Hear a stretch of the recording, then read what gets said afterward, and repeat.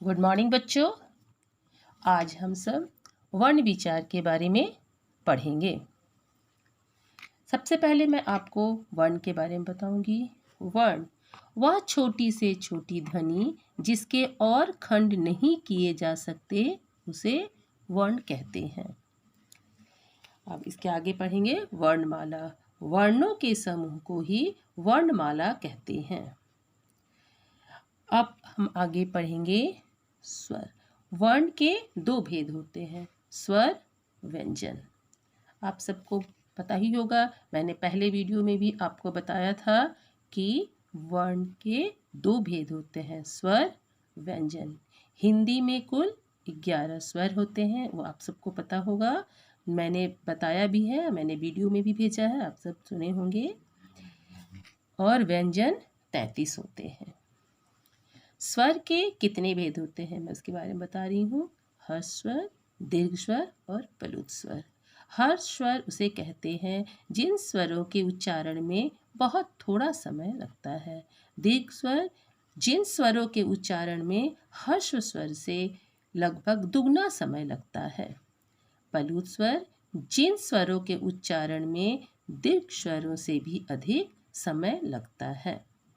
ठीक है बेटा, मैंने अभी आपको संक्षिप्त में बताया। इसका मैंने पहले वीडियो भेजा है जिसमें मैंने विस्तार से आपको समझाया है। आप सब उसे ध्यान से पढ़ेंगे। चलिए मैं अब आगे चलती हूँ।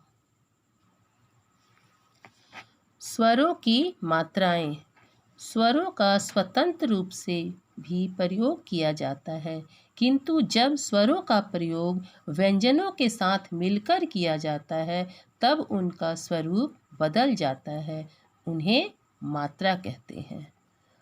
चलिए नीचे आइए। अनुस्वार जिन स्वरों को बोलते समय हवा केवल नाक से निकलती है वे अनुस्वार कहलाते हैं। अनुस्वार का प्रयोग वर्णों के ऊपर बिंदी के रूप में किया जाता है, जैसे पम, बंधन, गंगा, रंग, हंस, शरीर इत्यादि में किया जाता है। अनुस्वार पंचम वर्ण ड, य, ड़, न, म के स्थान पर बिंदी के रूप में आता है। ध्यान रखें कि अनुस्वार के बाद जो व्यंजन हो उसी वर्ग का पंचम वर्ण अनुस्वार के रूप में लिखा जाता है। जैसे यहाँ देखिए कवर्ग।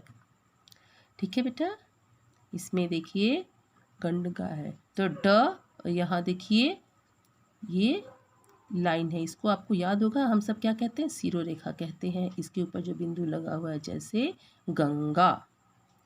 ठीक है, अब नीचे आइए। अनुनासिक जिन स्वरों का उच्चारण करते समय हवा मुख और नाक से निकलती है उन्हें अनुनासिक स्वर कहते हैं। अनुनासिक का प्रयोग वर्णों के ऊपर चंद्र बिंदु के रूप में किया जाता है, जैसे गांव, मांद, पांच, ऊंट, गूंज आदि। जिन वर्णों की मात्रा सिरोरेखा के ऊपर लगाई जाती है वहां चंद्र बिंदु के स्थान पर बिंदु लगाया जाता है, जैसे क्यों, मैं, नहीं आदि। आप देख रहे हैं क्यों में यौ में ओ की मात्रा के बाद बिंदु लगा हुआ है, मैं में बिंदु लगा हुआ है, नहीं में ही के बाद बिंदु लगा हुआ, तो ये बिंदु है, ये चंद्र बिंदु नहीं है। मैं फिर एक बार बता रही हूँ। अनुस्वार जिन स्वरों को बोलते समय हवा केवल नाक से निकलती है वे अनुस्वार कहलाते हैं, जैसे पंख, रंग, शरीर, पंप, गंगा आदि। अनुनासिक जिन स्वरों का उच्चारण करते समय हवा मुख और नाक से निकलती है उन्हें अनुनासिक स्वर कहते हैं। अनुनासिक का प्रयोग वर्णों के ऊपर चंद्रबिंदु के रूप में किया जाता है, जैसे गांव, मान, पांच, ऊंट आदि। जिन वर्णों की मात्रा सिरोरेखा के ऊपर लगाई जाती है, सिरोरेखा का मतलब होता है बेटा, जैसे आपने यहाँ एक शब्द लिखा, जैसे लगाई लिखे, इसके ऊपर जो ये लाइन खींचते हैं इसी को हिंदी में सिरोरेखा कहते हैं। तो मैं फिर एक बार बता रही हूँ, जिन वर्णों की मात्रा शिरोरेखा के ऊपर लगाई जाती है वहाँ चंद्र बिंदु के स्थान पर बिंदु लगाया जाता है। जैसे कि यहाँ देखिए चित्र में दिखाया गया है, जैसे क्यों, मैं, नहीं आदि। विसर्ग, विसर्ग का उच्चारण हमेशा ह की तरह होता है तथा इसका चिन्ह, ये देखिए ब्रैकेट में दिया हुआ है, होता है, दो बिंदु के रूप में होता है। इसका उच्चारण स्वरों के साथ ही होता है, जैसे प्रातः, अतः आदि, परंतु यह स्वर नहीं है। समझ में आ रही है बेटा? विसर्ग का उच्चारण ह की तरह होता है, इसका चिन्ह दो बिंदु के रूप में होता है, इसका उच्चारण स्वरों के साथ ही होता है, जैसे प्रातः, अतः आदि, परंतु यह स्वर नहीं है। तो चलिए आगे हम लोग अब व्यंजन के बारे में जानते हैं। सबसे पहले मैं आपको ये बताऊंगी कि व्यंजन किसे कहते हैं। स्वरों की सहायता से उच्चारित वर्णों को व्यंजन कहते हैं। व्यंजनों का उच्चारण करते समय हमारी श्वास वायु मुंह के किसी भाग से टकराकर या रुककर बाहर आती है। हिंदी में 33 व्यंजन होते हैं, परंतु 4 संयुक्त व्यंजनों और ढ ढ को मिलाकर कुल 39 व्यंजन हैं। तो आप समझ गए होंगे कि व्यंजन किसे कहते हैं। मैं फिर एक बार बता रही हूँ, स्वरों की सहायता से उच्चारित वर्णों को व्यंजन कहते हैं। व्यंजनों का उच्चारण करते समय हमारी श्वास वायु मुंह के किसी भाग से टकराकर या रुककर बाहर आती है। हिंदी में 33 व्यंजन होते हैं। अब आगे हम पढ़ेंगे व्यंजन के कितने भेद हैं। व्यंजन के 3 भेद हैं, स्पर्श व्यंजन, अंतस्थ व्यंजन और उष्म व्यंजन। स्पर्श का मतलब आपको पता ही होगा बेटा, स्पर्श मतलब छूना, टच जिसको इंग्लिश में कहते हो। जिन व्यंजनों के उच्चारण के समय जीभ मुंह के अगल बगल स्थानों को स्पर्श करती है उन्हें स्पर्श व्यंजन कहते हैं। क से लेकर म तक, बेटा आप यहाँ देख रहे हैं गुलाबी अक्षर क लिखा हुआ, क के नीचे एक लाइन है, इसको हलंत कहते हैं, इसका मतलब होता है आधा क। ठीक है, क से लेकर म तक स्पर्श व्यंजन है।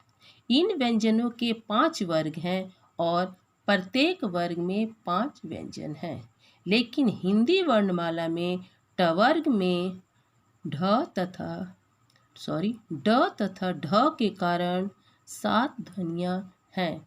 प्रत्येक वर्ग का नाम पहले वर्ण के अनुसार होता है, जैसे क वर्ग है, इसमें देखिए क, ख, ग, घ अंग हुआ, तो जिस अक्षर से शुरू होता है उसके पहले अक्षर के हिसाब से बोलते हैं। जैसे व्यंजन क से शुरू हुआ इसलिए इसे अंगा पे खत्म हुआ, इसलिए इसे हम लोग क्या कहेंगे, क वर्ग। च, छ, ज, झ, य, ये च से शुरू होता है, इसे च वर्ग कहते हैं। ट, ठ, ड, ढ, अड़, ये ट से शुरू होता है इसलिए इसे ट वर्ग कहते हैं। त, थ, द, ध, न, यह त से शुरू होता है इसलिए इसे त वर्ग कहते हैं। प, ह, ब, भ, म, यह प से शुरू होता है इसलिए इसे प वर्ग कहते हैं। तो आप सब समझ गए होंगे स्पर्श व्यंजन, जिन व्यंजनों के उच्चारण के समय जीभ मुंह के अलग अलग स्थानों को स्पर्श करती है उन्हें स्पर्श व्यंजन कहते हैं। अब नंबर 2 में आइए, अंतस्थ व्यंजन। जिन व्यंजनों का उच्चारण करते समय जीवा यानी कि जीभ पूरी तरह से उच्चारण अवयवों को स्पर्श नहीं करती उन्हें अंतस्थ व्यंजन कहते हैं। ये केवल 4 हैं, य, र, ल, व। नंबर 3 में आइए, उष्म व्यंजन। उष्म का मतलब होता है गर्म। जिन व्यंजनों को बोलते समय मुंह में हवा रगड़ खाकर उष्मा या गर्म होकर बाहर निकलती है उन्हें ऊष्म व्यंजन कहते हैं। ये भी 4 होते हैं, श, श, स और ह। तो आप सब समझ गए होंगे कि व्यंजन के 3 भेद होते हैं, स्पर्श व्यंजन, अंतस्थ व्यंजन, ऊष्म व्यंजन। अब आइए नीचे देखते हैं संयुक्त व्यंजन। एक से अधिक व्यंजनों के मेल से बने व्यंजनों को संयुक्त व्यंजन कहते हैं।